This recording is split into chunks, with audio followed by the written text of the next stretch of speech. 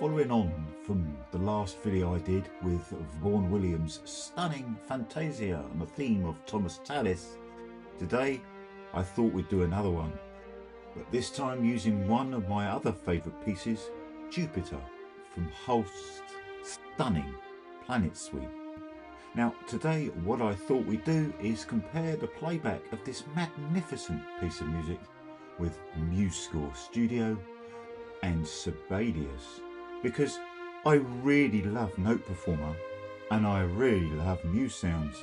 So today we're going to see which one plays this epic piece of music more convincingly without any tweaking at all, as if you just installed the software and pressed play. So with that in mind, let's get stuck in. Okay, let's get stuck into these score playbacks. Now, before we have a look at how each sounds, I just want to go over what I've done with this score. This score is an XML import from a DAW session I had ages ago, so that's why the score looks terrible. I'm not concerned with the engraving at all, and as this plays back, you'll see a load of errors. Some things just look terrible, but trust me, it doesn't affect the playback whatsoever, and it's kind of a really good representation of what you might find yourself when you import for the first time an XML file from Logic or Cubase into MuseScore. Okay, so once it's been imported, I've worked on the dynamics as I've shown in previous videos. I'll put a link to all of them in the description below, because sometimes I find that you need to re-input the hairpins. I've done all of that where the hairpins existed, and I've input the correct staff text where needed. If I just open up some strings, for example, and I've added staff text for the desired articulations, okay? And that's all I've done. If I just zoom out here and we see the score again.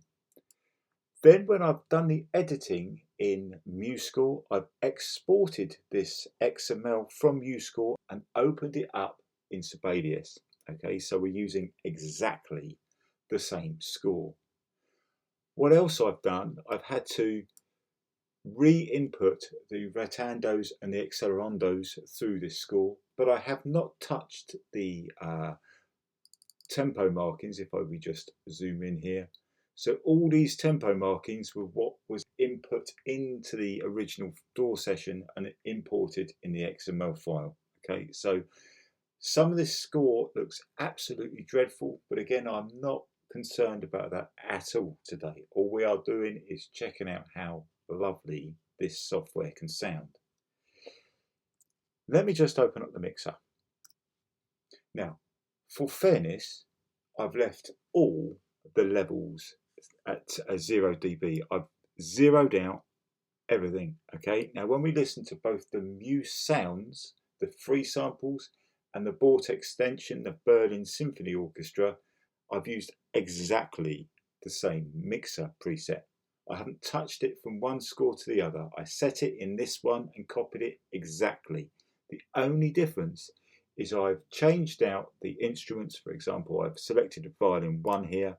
I've changed it from MuseScore's own samples by selecting the orchestral tools, finding the correct instrument and loading it accordingly.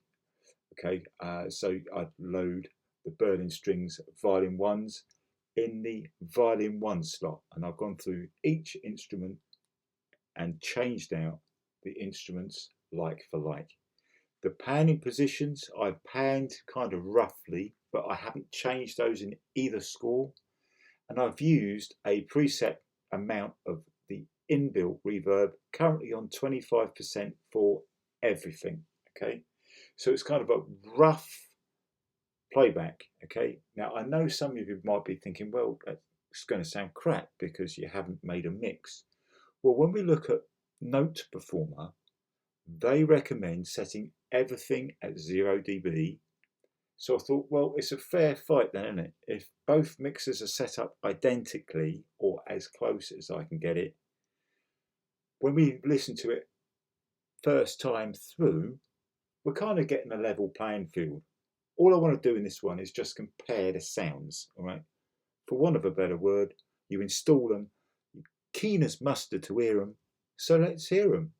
How do they sound? So that's the score and how I've set it up, and the reasons why I've set it up the way I have. With that in mind, let's check out the first score playback, and we're going to be looking at this one, the free Muse Sounds. Okay, here we go with our first score. We're going to listen to Muse Sounds first.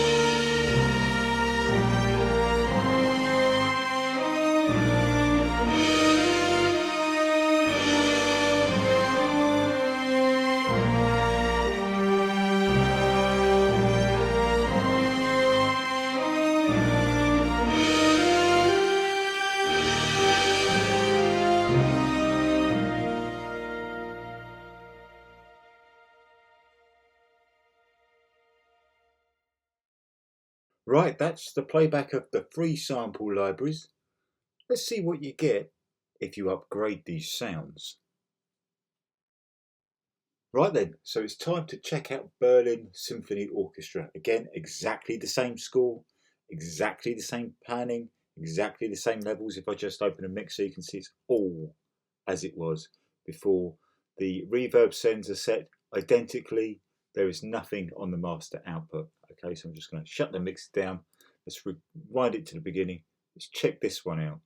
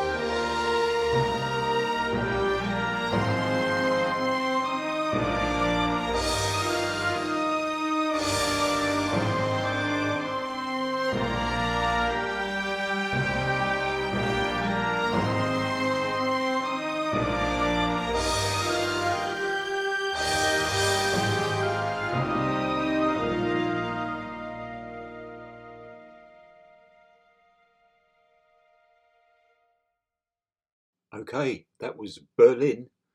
Let's check something else out now. Right, let's check out some Spitfire audio. How does a symphonic orchestra sound? Well, today I'm going to be using the chamber strings section sizes for the string ensemble. Let's check this out, but before I press play, the eagle-eyed will have noticed I've added 2 extra bars to the start of this score. I'm finding with Spitfire it takes a couple of seconds to actually register the scores playing before the sounds play back. So to make sure it all sounds lovely when you're hearing it your end, I've added an extra bar so there's no mucking about at the very beginning. All right, so with that in mind, check this version out.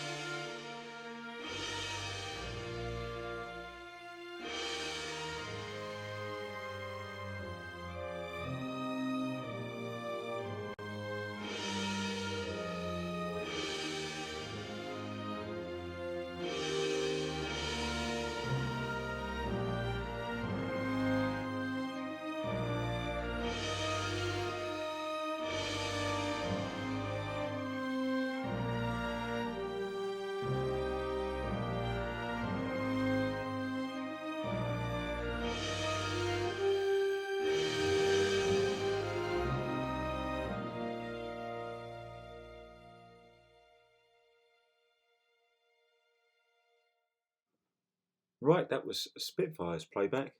Now let's head over to my beloved Sibelius and check out something playing back there. Okay, here we are in Sibelius. We're going to be looking at NotePerformer. Now this is exactly the same score that we looked at earlier in MuseScore Studio. I've just imported that XML that I exported from MuseScore, and it looks like this the moment it opens up. And I haven't tweaked anything engraving wise at all, like I did in MuseScore, so it looks awful. All I've had to do is reset some of these accelerandos and rotandos, but you'll see that I haven't changed any of the tempo marks, and yet it looks really bad. But that doesn't affect our playback at all today. It won't affect the sound one way or the other. Now if I just scroll to the beginning here, I've also had to make sure that it's brought in our correct articulations, and that's it. That's all I've done. Now if I just open up the mixer here, if you've never experienced Sibelius before, it's an absolutely awesome bit of software. I love it. But this is the mixer. I mean, Avid. It looks like it's come straight out of 1993. But as NotePerformer recommend, I've zeroed everything out in the mixer. The levels are identical. I've panned everything to taste, similarly to how I managed to do it in MuseScore, and I'm using a small amount of inbuilt reverb. And today, if I just open up the play tab here and the performance settings, you'll see that we're using a concert hall setting, okay, and it's about 25-ish%, similar to what we used in MuseScore. I've set the style, the Exprevo style, to Mechanico, which is the setting that NotePerformer recommend you start using in Sibelius. You can tweak it later on, but you get a better result with the Mechanico setting, so that's how I've left it. And that is it. So how does this sound when you first press play?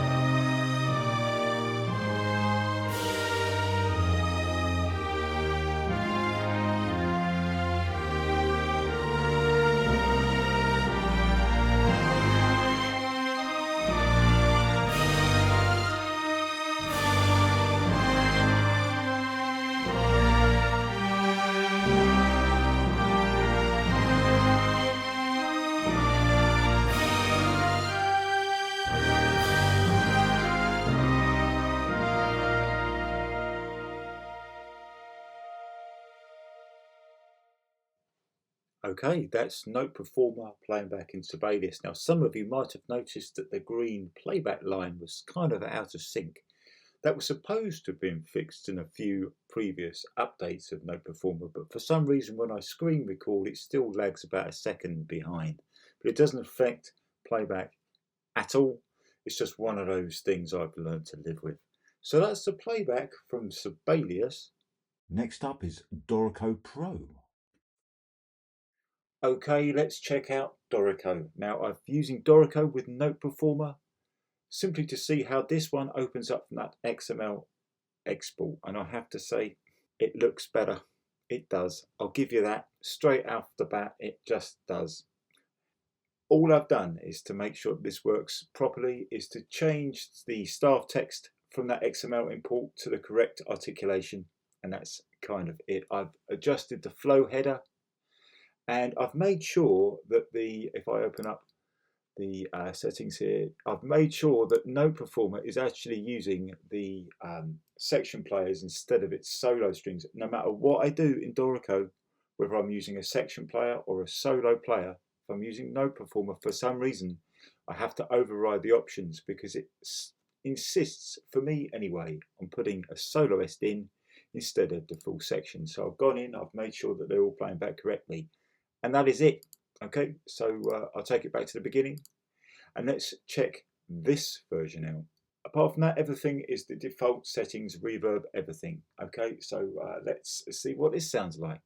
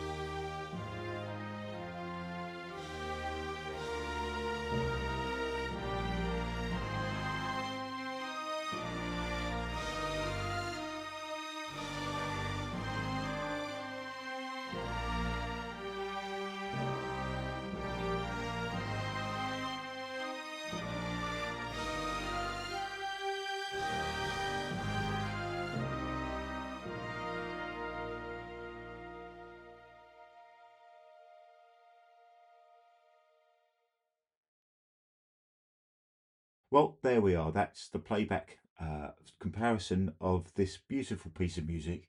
We've had the 3 in MuseScore and we've had the 2 with NotePerformer. Now, I hope you can tell the differences if you just open the software up, install it, and press play with no tweaking at all. And for me, in that scenario, Sibelius with NotePerformer wins. It just does for me. I absolutely adore the software, and it just seems to be a little bit more oomphy. The dynamics, to me anyway, seem to be really, really wonderful. I don't know how Wallander did it all those years ago with his AI and logarithm thing that reads before the music plays and just interprets scores just beautifully. However, if you spend time with Muse Sounds, they can sound absolutely epic. Once you set it up and you get it tweaked just how you like it, my God, they are amazing. However, NotePerformer can sound stunning too if you tweak that as well. I can do some videos on how to tweak NotePerformer and indeed Muse Sound samples. So if you'd like those, leave me a comment below and I'll get that sorted for you. But this was just an instant little press play, see how it sounds comparison, and I'm really hopeful that it's helped you out. So thanks so much for watching, and I'll see you again soon for one about XML import into MuseScore Studio and how to get the best results you can without much tweaking at all. So hopefully I'll see you soon for that one.